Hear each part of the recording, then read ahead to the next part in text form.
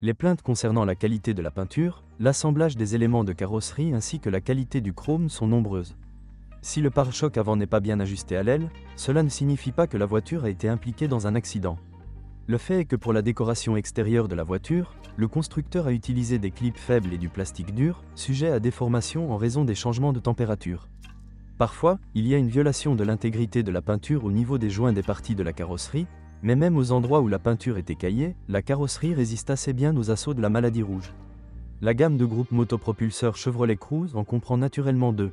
Moteur à essence atmosphérique 1.6, 109 et 124 chevaux, et 1.8, 141 chevaux, moteur 1.4 turbo, 138 chevaux, ainsi qu'un moteur diesel 2.0, 150 chevaux.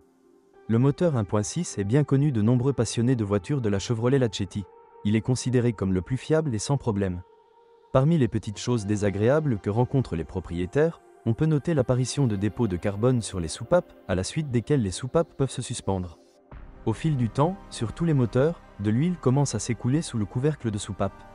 Le problème est résolu en remplaçant le joint, mais étant donné que le matériau à partir duquel le joint est fabriqué perd rapidement son élasticité, cette procédure devra être effectuée tous les 50 à 60 000 km.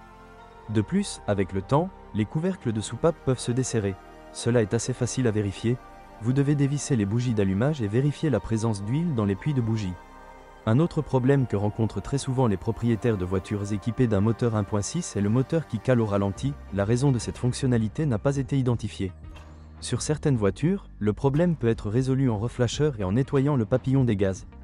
Le moteur 1.8 a été emprunté à l'Opel Astra et sa plaie chronique accompagnait le moteur. Le moteur présente un inconvénient bien connu. Les engrenages des arbres à cames d'admission et d'échappement tombent en panne. Plus de 30% des propriétaires de Chevrolet Cruze équipés d'un moteur 1.8 Ecotec sont confrontés à ce problème. La principale cause de défaillance des engrenages est le manque d'huile, donc pour éviter des réparations coûteuses, vous devez surveiller attentivement le niveau d'huile. Une autre raison peut être la défaillance de l'électrovanne, qui tombe en panne en raison du colmatage du treillis solénoïde. Les signes de ce problème sont un fort rugissement immédiatement après le démarrage d'un moteur froid, ainsi qu'une mauvaise traction. Les moteurs 1.4 et 2.0 sont très rares sur le marché secondaire, et il n'y a pas beaucoup de critiques à leur sujet sur les forums, il n'y a donc tout simplement nulle part où aller.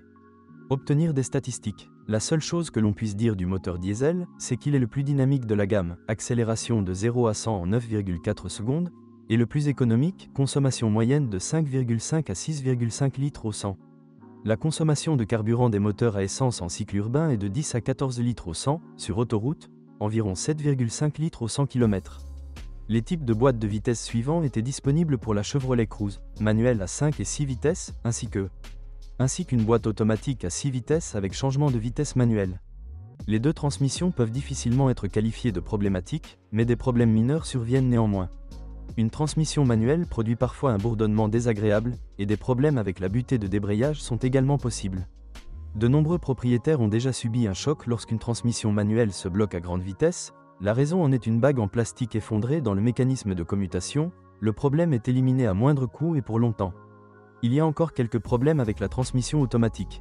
Les propriétaires se plaignent souvent de son comportement pas tout à fait adéquat. La boîte perd périodiquement de la vitesse alors qu'on ne s'y attend pas du tout. Cet inconvénient est éliminé en faisant clignoter l'unité de commande électronique. Il n'est pas recommandé de prendre une voiture avec un moteur 1.6 associé à une transmission automatique. Dans cette combinaison, la transmission pose le plus de problèmes, mais ils apparaissent également après 100 000 km.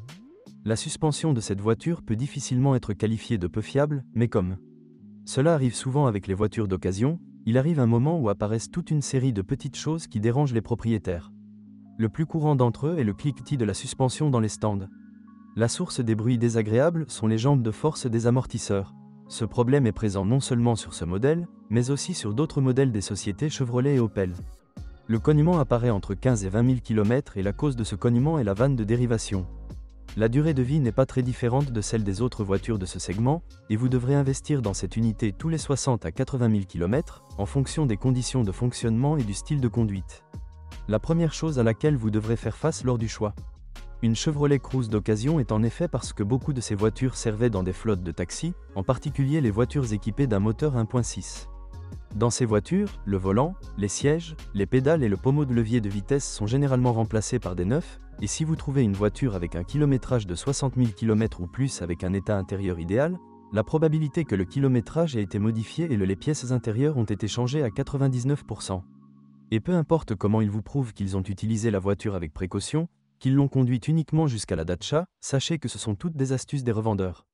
Les matériaux de garniture intérieure sont de qualité moyenne et des traces d'utilisation, telles que de petites abrasions, apparaissent dessus après 40 à 50 000 km, même avec une utilisation très prudente. Ils n'auront l'air neufs que si vous ne retirez pas le film d'usine avant la vente. Certains propriétaires découvrent que l'humidité sous le tapis du passager avant est à blâmer. Le plus souvent, ce problème se produit sur les voitures sur lesquelles une alarme est installée. Souvent, la cause de l'humidité dans l'habitacle est une mauvaise étanchéité des joints du pare-brise et de la lunette arrière, et si vous constatez de l'humidité dans le coffre, vous devrez remplacer les joints des feux arrière. Si vous êtes propriétaire de ce modèle de voiture, veuillez décrire les problèmes que vous avez rencontrés lors de l'utilisation de la voiture. Peut-être que votre avis aidera les lecteurs de notre site lors du choix d'une voiture.